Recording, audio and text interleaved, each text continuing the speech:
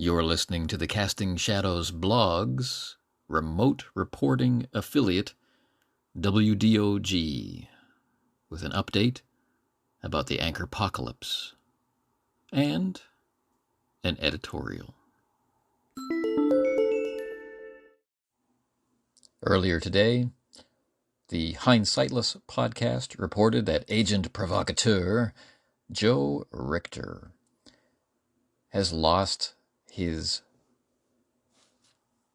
Discovery tab, which has cost him access to his favorites link, meaning that easy access through the Anchor app to recording and sending voice messages to specific people that he knows and loves and communicates with regularly has been taken away, has been denied, has been stolen, has been ripped from his grasp. And the question that many anchorites are asking themselves, if it could happen to Joe, could it not also happen to me? Now, this did not come without warning. We have been hearing in great detail from the centralized location of our main broadcast desk at the Nerds RPG Variety Cast. We have heard of the pending Anchorpocalypse. We have been forewarned. But was there any way for us to be forearmed? On more than a surface level, this reporter feels that even with that foreknowledge, and even with more advanced foreknowledge, it may have already been a foregone conclusion that things were going to change. Now, digging around on the internet, I've discovered that in 2019, just quite a while ago really, Anchor made some changes to voice messaging, making it possible to record through the browser. And at the time, according to the Anchor blog, this was done because people were reporting it was too difficult to use the Anchor app if you were not already an Anchor content creator. People didn't want to download an app to be able to send messages. So it was enabled for them to do this through the browser.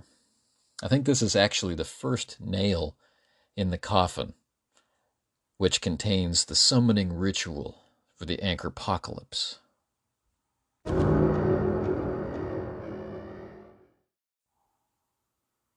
Of course, that coffin, that casket, that oblong box containing our possible destruction as a communicating community, that may be more deeply connected to Anchor's horrifyingly bad search functions. How many of us have searched with the actual title of the podcast and yet could not find the podcast we know exists? How many of us have searched for the exact and correct, according to Anchor, name of the podcaster and been unable to find any results? How many of us have searched for an episode by name and got nothing in return for our search? Many of us, perhaps most of us. It is a known fact that Anchor's search is close to useless. In fact, this reporter has only been able to create a tiny little favorites list made up of only some of the podcasts that he has heard about, and instead has to rely on the browser to search for these podcasts. And interestingly, the Anchor version of those podcasts is usually the first on the list. Easy to find in Google, for example, even Bing. which rarely finds what this reporter is looking for, is able to find Anchor Podcasts. But Anchor itself either cannot or will not. And so, as a self-fulfilling prophecy with very few favorites lists, and so therefore very little instances of easy access to the podcast to whom you want to send a message, it would seem like by getting rid of the discovery page and therefore the favorites link, well, Anchor podcasters are not really losing much at all.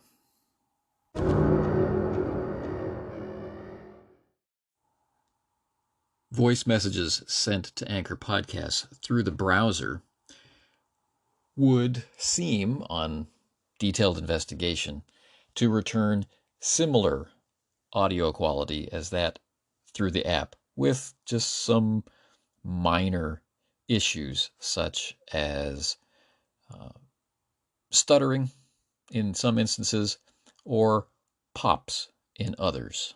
But generally speaking, seems to be on par with what was delivered through the app.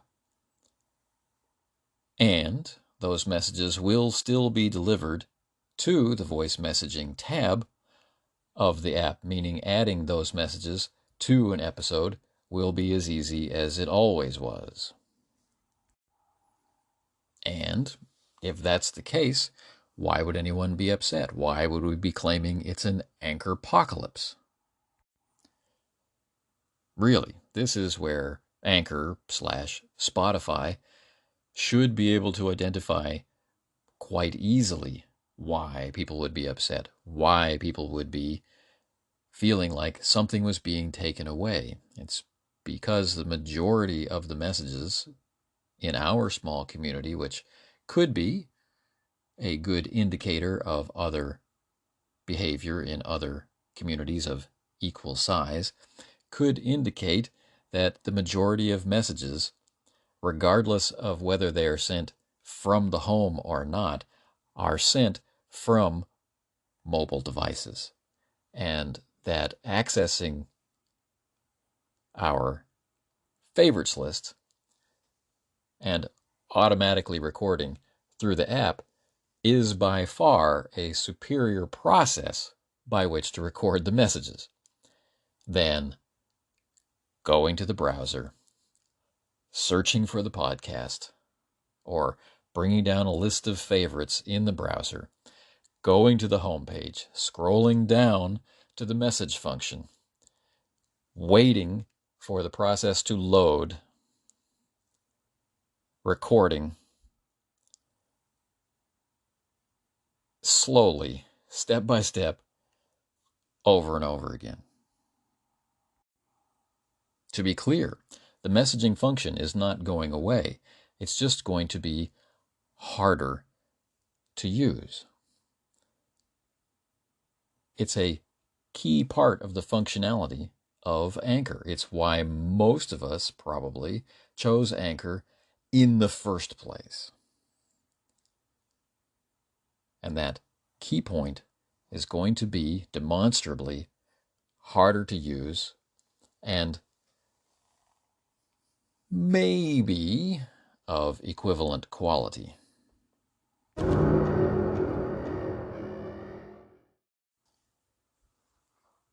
All right. Now for a little bit of editorial. Since I started recording this on September 1st, it has become September 2nd.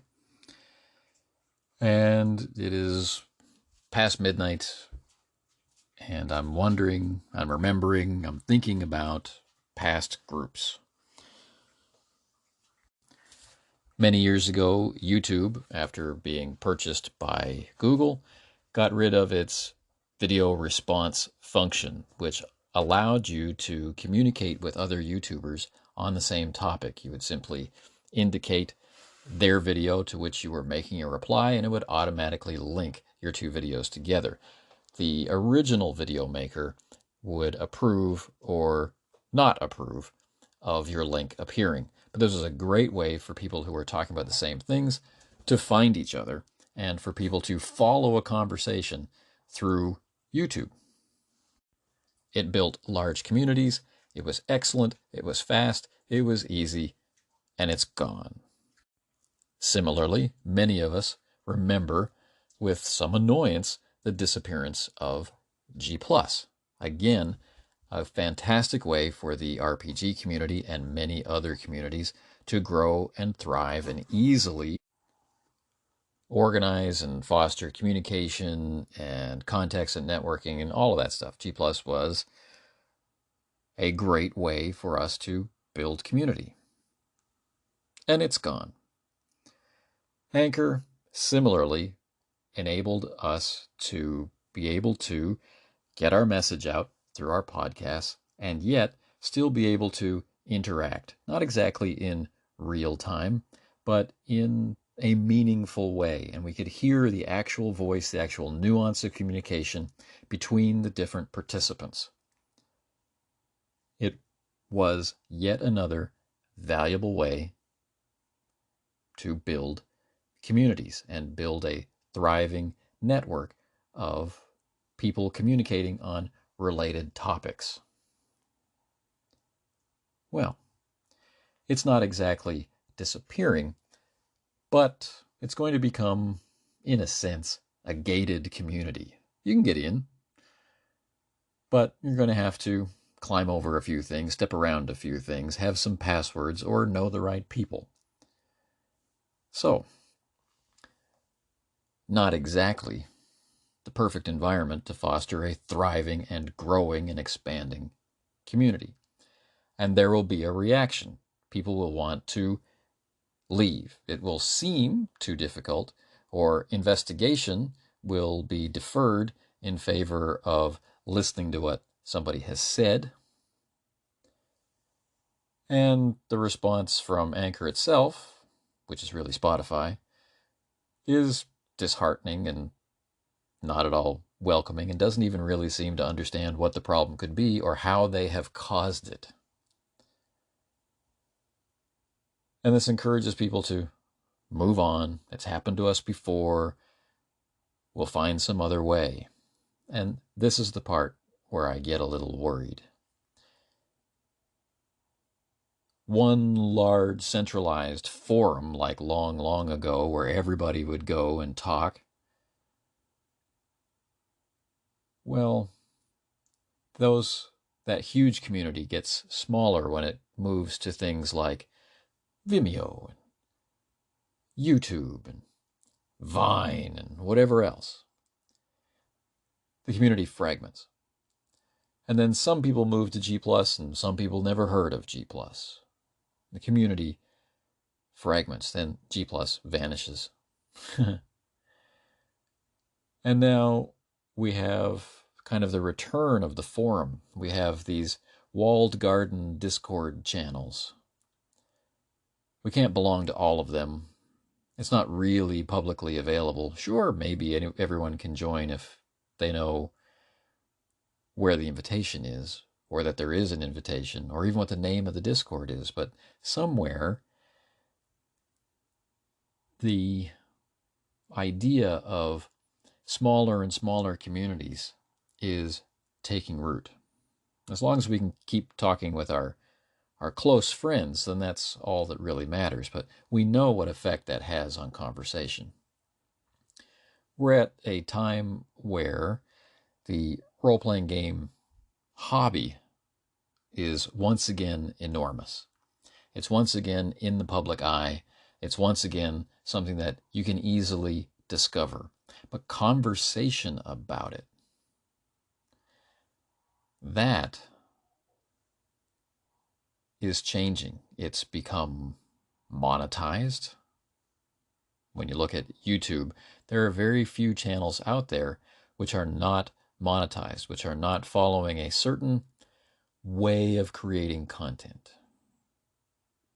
And the ones that aren't simply creating the same cookie cutter type of YouTube content just with the topic change. This is an RPG one, this is a car one, this is a cooking one, the ones that are genuine.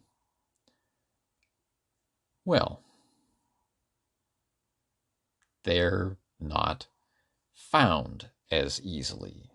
And so, again, there's this kind of sense of the walled community. So even on something as public as YouTube, the good and honest content, such as that content created by the Anchor community who do podcasts and YouTube channels and blogs and are on Twitter and that kind of thing, it's just not seen as much. And again, in that silence, like I worked really hard on this amazing video, which got seen, 1,000 times, but then, kind of a talking head kind of video with much less content in it, but far higher production values, and maybe someone with some crazy hairstyle or incredible computer graphics or something, and beautiful sound management. It gets 50,000 views in the first 30 minutes. Whatever opinion that you have researched and put forward is kind of steamrollered by the party line suggested by the more pop culture friendly version of YouTube. So it's my worry that in the face of this changing landscape of what used to be a frontier, what used to be an open community where you could meet anybody, talk to anybody, share opinions, debate, argue, fall in love, whatever, it's going to go back to the way it was in the 80s before we had all these easy means of communication. It's going to go back to if you wanted to break out of the walled garden of your local table's culture of play, you had to write a letter to a magazine and include a self-addressed stamped envelope. I don't think that's going to be very good for us. So hopefully we can find a way to persevere, to use the browser, to continue to do Anchor the way we've been doing Anchor, but just recording through the browser instead of through the app. Or if that's too challenging because of circumstances, like you can only record in the car, like, I don't know, me, you will be willing to record a message and deliver it to the person you'd like to receive it. I'm hoping we'll do that. And I'm also hoping that we'll continue to leave those lines of communication open rather than having the Anchor podcast community just become a normal podcast community where the flow of information, the flow of communication is really only in one direction, out from the host or hosts.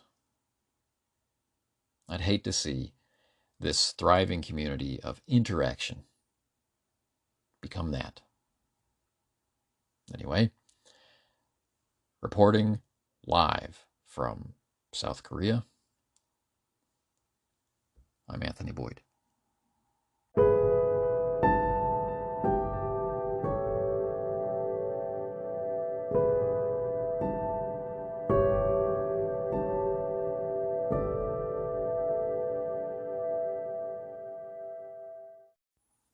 Those of us here at WDOG would like to reassure our listening audience that your regularly scheduled programming will soon resume, and that at time of recording, which is now September 2nd, 2022, here in South Korea, the Discovery tab has not yet been replaced by the Analytics tab, but we would like to remind the listening audience that we have the same message from Spotify as everybody else. What we don't have here in South Korea is the ability to listen to podcasts through Spotify. So whatever solution Spotify might be proposing to the problem caused by Spotify, we wonder if we'll be able to avail ourselves of it. But anyway, thanks for listening to this broadcast. For a full and complete update on all the details relevant to the Anchorpocalypse, please check out the Nerds RPG Variety Cast and other affiliate stations around the Anchor community.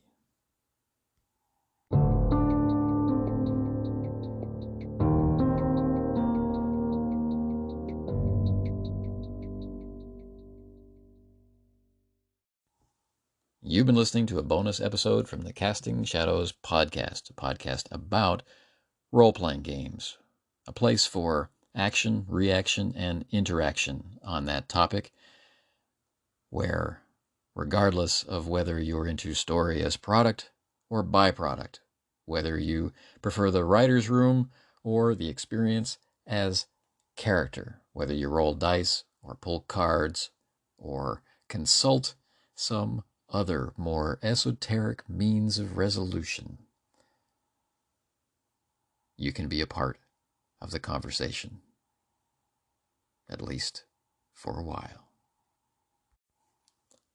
For more Casting Shadows RPG content, check out youtube.com/runeslinger, castingshadowsblog.com, or just check out more on this podcast channel on Anchor. Until the next time, take care.